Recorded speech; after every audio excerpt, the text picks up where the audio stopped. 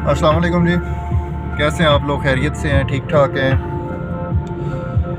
आज काफ़ी दिन से जो है वो पाकिस्तानी कौम का मोरल बहुत डाउन था। उसके बहुत सारे कुछ इंटरनल इश्यूज़ थे, कुछ एक्सटर्नल इश्यूज़ थे हमारे, जिसकी वजह से कौम बड़ी मायूस, बड़ी उदास और बड़ी बेचैनी की कैफियत में थी।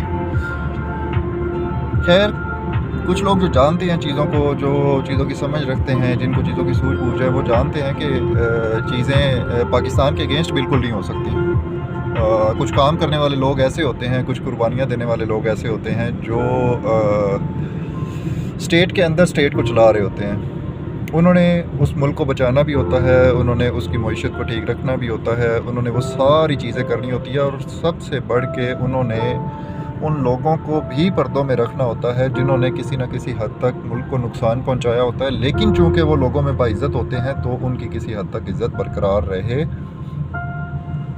तो स्टेट की कुछ मशीनरी, कुछ इदारे ऐसे होते हैं जो ये सारे काम कर रहे होते हैं। और पाकिस्तान में ऐसा एक इदारा है जिसके ख़िलाफ़ लोगों को करने की पूरी भरपूर कोशिश की गई है, और हर तरह से कोशिश की गई है, हर मुमकिन कोशिश की गई है। लेकिन वो इदारा, उसने अपना काम छोड़ा नहीं है। वो अपना काम, जो उसका काम है कि इंटरनली एक्सटर्नली पाकिस्तान के दिफा को मजबूत करना, पाकिस्तान के दिफा को, मईशत को, पाकिस्तान की हालात पे नज़र रखना हर लिहाज से, पाकिस्तान के दुश्मनों पे नज़र रखना हर लिहाज से, पाकिस्तान के दोस्तों को साथ रखना हर लिहाज से, उसकी अनथक मेहनत की वजह से किसी न किसी हद तक और हर मुमकिना हद तक जितना वो कर सकते हैं उन्होंने कोशिश की, और वो अपनी कोशिश में कामयाब रहे हैं। 1-2 दिन पहले इसी तरह का इशू हुआ है कि जो ईरान ने मिसाइल अटैक किया, लोग बड़े बेचैन हो गए हैं एकदम से कि ये क्या हो गया है। आर्मी ने कुछ नहीं किया, एयरफोर्स ने कुछ नहीं किया, वो लोग हमें मार के चले गए हैं। बेसिकली कम्युनिकेशन के बहुत सारे चैनल्स होते हैं जिसमें जो फोर्सेस होती हैं वो कम्युनिकेट कर रही होती हैं। अगर किसी किस्म का कोई इशू होता है तो एक दूसरे के साथ कम्युनिकेशन के साथ उसको एड्रेस किया जाता है। इवन हमारी फ़ौज इतनी प्रोफेशनल है कि इंडिया के साथ भी क्लोज कोऑर्डिनेशन में ये लोग कम्युनिकेशन में रहते हैं, और रहना चाहिए। ईरान ने इंतहाई अनप्रोफेशनली अटैक किया, और अटैक करने के बाद उसको ना पूरी तरह से ऑन किया है और ना पूरी तरह से उसको रिफ्यूज़ किया। हमारी फ़ौज पैनिक नहीं होती। हमारी फ़ौज, जो लोग फ़ौज को जानते हैं, जो लोग इसको समझते हैं, हमारी फ़ौज पैनिक नहीं होती है। हमारी फ़ौज ने दुनिया की मुश्किल तरीन हालात में वो जंग लड़ी है जो दुनिया की बहुत फैसिलिटेटेड आर्मीज़, जिनको इक्विपमेंट के लिहाज से हर तरह से फैसिलिटेट कर दिया जाए, तो भी वो बड़ा मुश्किल है कि man to man, person to person, close combats, mine clearance, और पहाड़ों के अंदर जाके दहशतगर्दों का सफाया, ये एक बहुत मुश्किल काम था जो हमारी फ़ौज ने किया। खैर, इस पे तो डिटेल बाद में होगी। अभी फ़िलहाल तो हम बात करते हैं कि ये 2 दिन से मायूसी छाई हुई थी, एक उदासी छाई हुई थी, इसका जो आज आउटकम निकला है।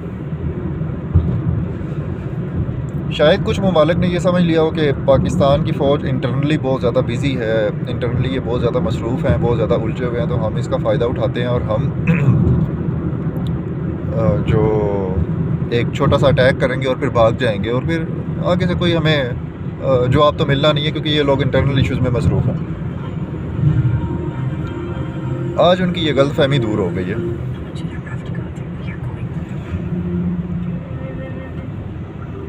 और ये दूर होनी चाहिए थी, ये दूर होनी बहुत ज़रूरी थी।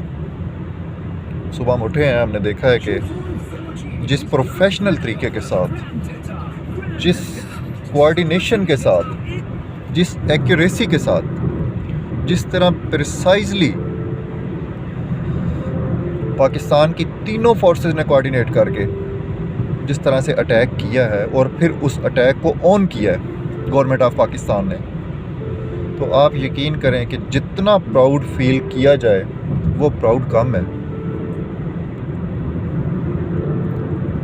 तो जिन लोगों को कोई शक था, मैं यकीन से आपको कहता हूँ कि वो शक निकल गया होगा, चाहे वो लोग पाकिस्तान के अंदर हैं चाहे वो पाकिस्तान के बाहर हैं। जिन लोगों को शक थे उनके शक दूर हो गए हैं आज। और खैर, अच्छे बुरे टाइम आते रहते हैं मुल्कों पे, इदारों पे, और जो अच्छे इदारे होते हैं वो, और जो अच्छे अवाम होते हैं, जो कौमें होती हैं अच्छी, वो अपने दिफाई इदारों के साथ मजबूत रहती हैं, उनके साथ शाना बशाना खड़ी रहती हैं। जो आपको एक्सटर्नली डिफेंड कर रहे हैं ना इतने सालों से, आप भरोसा रखें कि वो आपको इंटरनली भी कुछ नहीं होने देंगे। एक हिजान बर्पा करके ना, लोगों के माइंड को डाइवर्ट करके, लोगों की ब्रेन वॉशिंग करके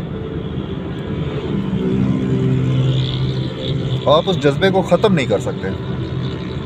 किसी तरह भी अवाम और अफवाज में दूरी पैदा नहीं कर सकते। और जिन मुल्कों में ये हुआ है, जिन मुल्कों में लोग ये करने में कामयाब हो गए, आप उन मुल्कों की हालत देख लें, तबाह हो गए हैं, वो बर्बाद हो गए हैं।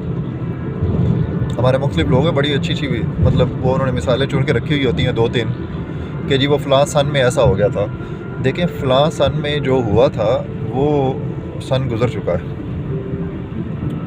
वो एक ही दफ़ा हुआ और आज तक डिसाइड नहीं कर पाए कि वो गलती किसकी थी। उसके बाद इस मुल्क पे बड़े हमले हुए हैं, कुछ तो सामने नज़र आए हैं, कुछ नज़र ही नहीं आए। जो नज़र नहीं आए लोगों को, उनको जिन्होंने नाकाम बनाया है, अक्सर तो वो भी नज़र नहीं आए लोगों को, लेकिन वो कुर्बान हुए हैं इस मुल्क के लिए और कुर्बानियाँ दे रहे हैं। जो लोग ये सुन रहे हैं, जो लोग ये समझ रहे हैं, और इंशाल्लाह नेक्स्ट फिर आपसे बातचीत होगी। लेकिन आज तो ख़ास तौर पे आप लोगों को ये कहना था कि पाकिस्तान की फ़ौज और पाकिस्तान के अवाम एक दूसरे से कभी दूर नहीं हो सकते। पाकिस्तान के अवाम अपनी फ़ौज के साथ हर तरह से, हर लिहाज से खड़े हैं, जो इस मुल्क को इंटरनली और एक्सटर्नली दोनों तरह से प्रोटेक्ट कर रही है, और इसमें किसी को किसी किस्म का कोई शक नहीं होना चाहिए। तो मैं सलाम करता हूँ उन जवानों को, उन जर्नैलों को जिन्होंने ये प्लान किया, जिन्होंने कोऑर्डिनेशन करके इस मिशन को कंप्लीट किया, और पूरी कौम आपको सलाम करती है, और पूरी कौम आपके साथ खड़ी है, और इंशाल्लाह खड़ी रहेगी। तो मैं पाकिस्तान के लोगों को भी ये कहना चाहूँगा कि हमें डिस्ट्रीब्यूट होने की ज़रूरत नहीं है। हमें बिला शक व शुबा किसी एक तरफ खड़े हो जाना चाहिए, और उस खड़े होने पे हमें यकीन होना चाहिए कि हम सही जगह पे खड़े हुए हैं। हमें अपने किसी भी दिफाई इदारे के ख़िलाफ़ जाने की कत्तन कोई ज़रूरत नहीं है, हमारी कत्तन कोई मजबूरी नहीं है।